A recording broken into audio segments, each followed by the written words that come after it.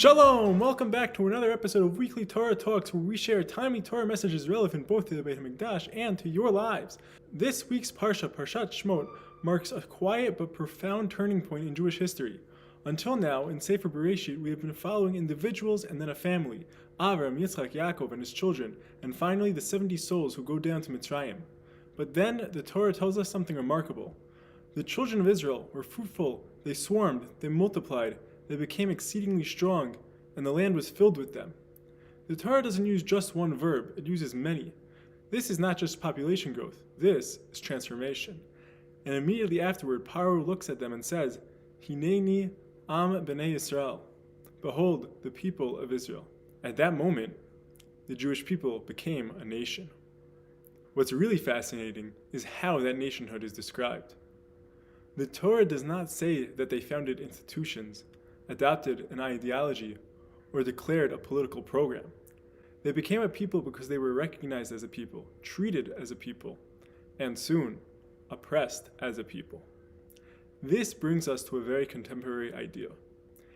In a recent speech, the new mayor of New York City, Zohran Mamdani, argued that society must replace the frigidity of rugged individualism with the warmth of collectivism. The claim sounds intuitive. Individuals are cold and isolated. Collectivism creates belonging, care, and moral warmth.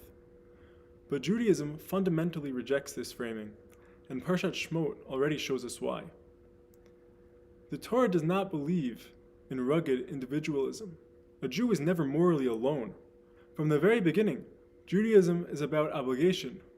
Obligation to God, obligation to others, and obligation to community.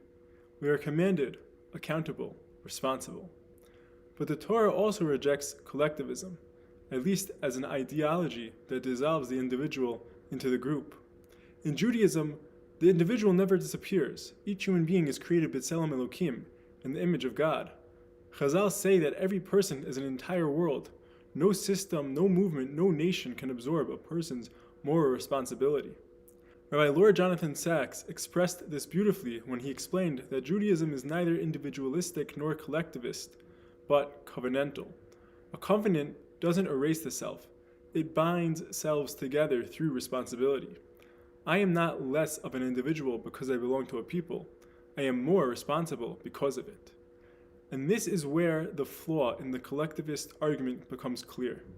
Collectivism promotes warmth by softening the individual, by lowering personal responsibility and replacing conscience with ideology. Judaism creates warmth in the opposite way. It raises the moral expectations of each person and says, because you matter infinitely, you are accountable infinitely. That's why Judaism insists that there is no such thing as hiding behind the group. There is no moral outsourcing. You don't get righteousness by association. A nation is strong not when individuals disappear, but when individuals rise. Paro looks at Bnei Yisrael and says, Hinei am Bnei Yisrael rav atzum imanu. Behold, the people of Israel are many and powerful. He sees a collective threat, numbers, strength, and danger. But notice how the Torah responds. Almost immediately, it shifts directions and introduces us to the individuals, Shifra and Pua, the midwives who refuse Paro's command. Paro speaks in the language of masses. The Torah insists on names, faces, and moral choice.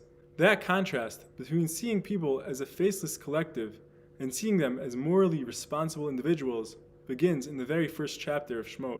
So when we speak about nationhood, Judaism offers a third alternative, not the coldness of rugged individualism and not the false warmth of collectivism, but a nation of individuals bound by covenant, obligation, and care.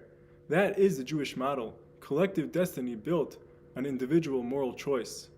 And that is why the Jewish idea of a nation has endured, while so many collectivist dreams have collapsed. This lesson, that a nation is built from morally responsible individuals, comes alive in the Beit HaMikdash. The Beit HaMikdash was built not by a faceless mass, but by individuals contributing their skills, their donations, and their hearts. Its holiness depended on each person taking responsibility and acting with care to build a house where the nation could gather and serve God as one people. May we merit, each through our own deeds and choices, to see the rebuilding of the Beit HaMikdash in our times, a dwelling place of holiness created by the hands and hearts of a people fully engaged in responsibility and in covenant. Wishing everyone a wonderful Shabbat.